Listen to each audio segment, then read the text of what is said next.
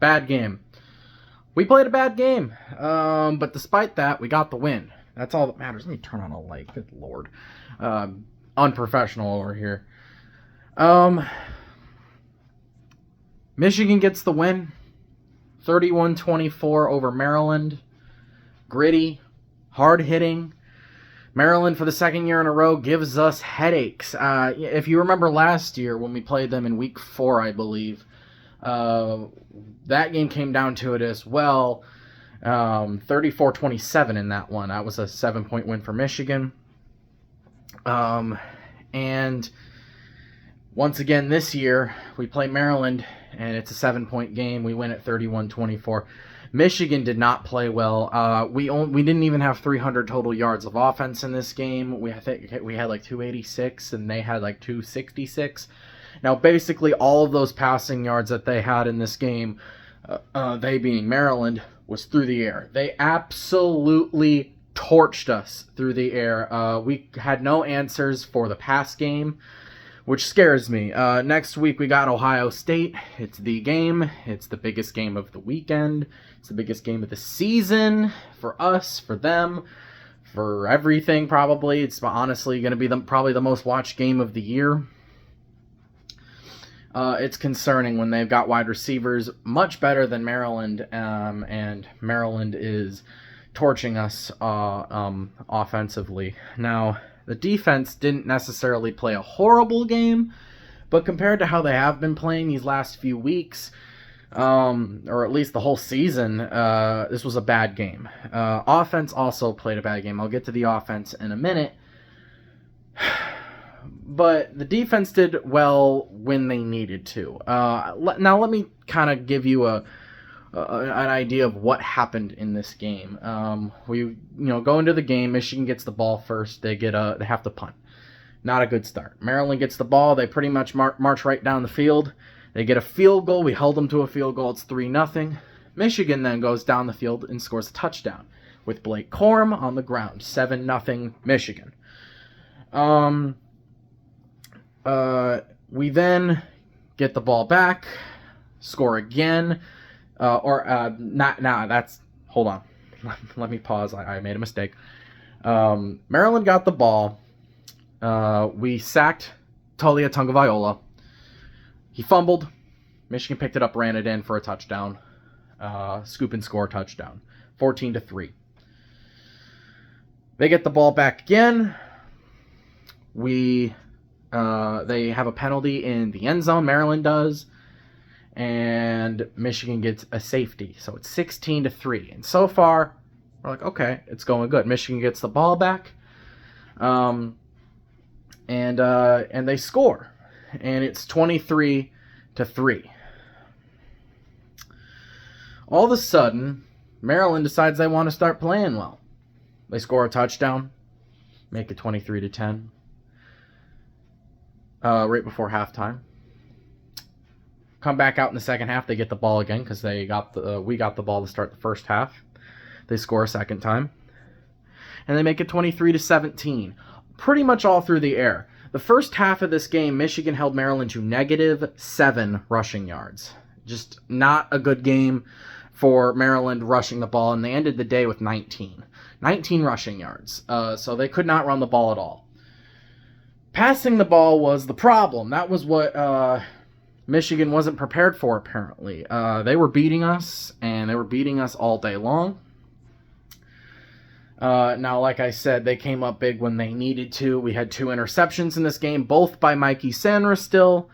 So that was good. So the defense had 2 safeties, 2 interceptions in this game, but ultimately didn't play well. Now, technically, they did play well. They only held Maryland to 266 yards, but it was all through the air, and that was the problem. We couldn't stop their pass game.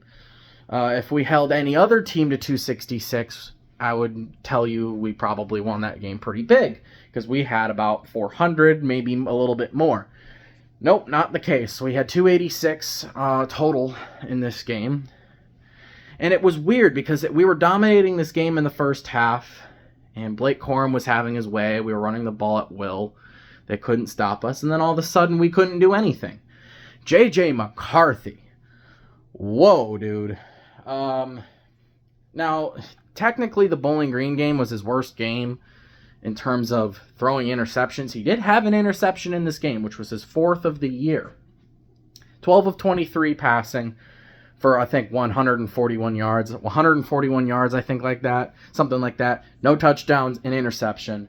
He threw for 52% completion. Not good. Complete garbage, JJ played. Now, despite all that, despite the gritty, tough win, we got the win. Michigan's 11-0. If you guys remember, Michigan had a rough game before Ohio State last year against Illinois. We only beat them by 2. We needed to rely on 3 field goals. JJ had a bad game in that one, too. Oh, man. We got to play Ohio State next week, and it's the most nerve-wracking game of the year. And hopefully we can go out there and get the win at home. Hopefully. We'll have to see what happens next week.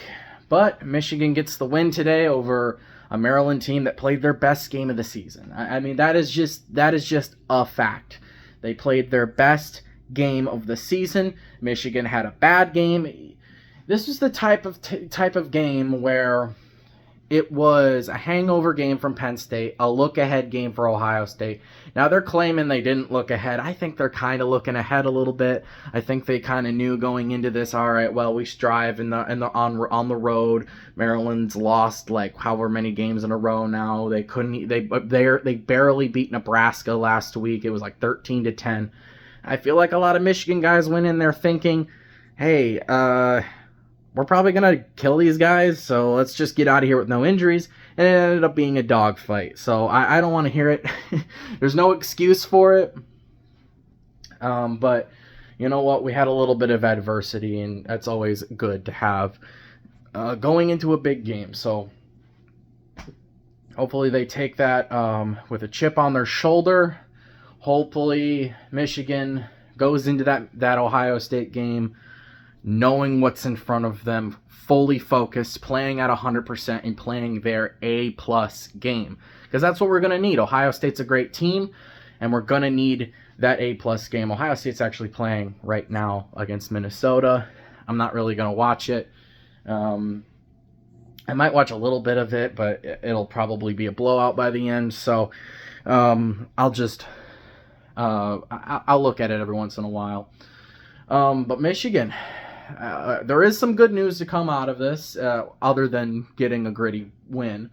But Michigan has their 1,000th school win, which is the most in NCAA history, most in college football history, the first team to ever hit 1,000 wins.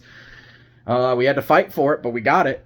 There was literally points during this game where I was like, I think we're going to lose this game. Like, they're having their way. They had scored on like 3 straight drives.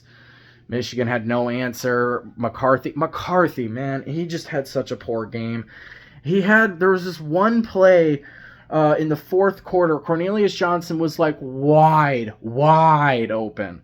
It would have been a touchdown easily. McCarthy, not only did he miss him, he threw it behind him and had a little bit too much on it. Cornelius Johnson couldn't come down with it. It wasn't even his fault.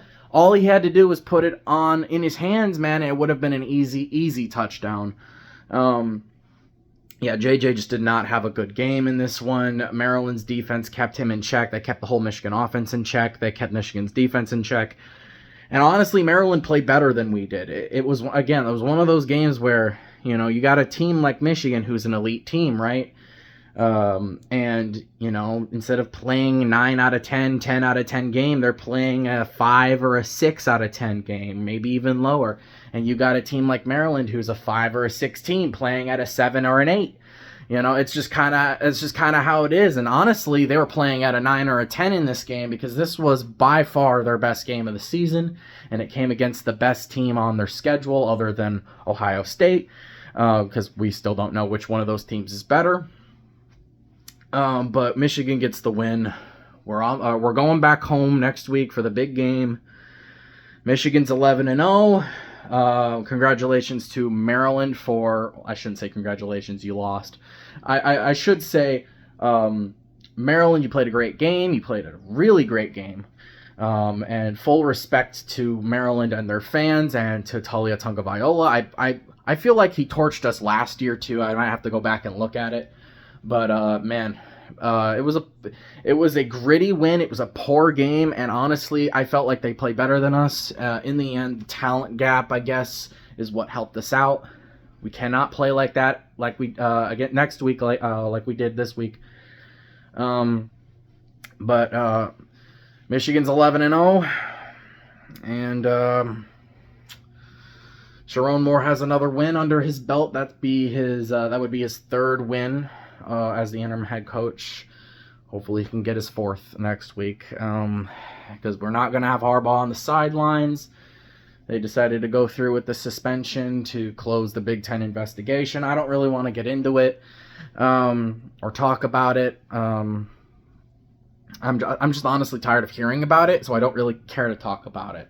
It is what it is. We're just going to have to try our best and hope for the best and play our hardest and do it for coach. Do it for the coach, do it for the fans. Make the playoffs, hopefully make a Big Ten championship. Hopefully we got to get through the toughest team on our schedule, the best team on our schedule by far, and hopefully we can pull it out. So, that's basically all I got to say about it. Michigan wins 31-24. On to the game.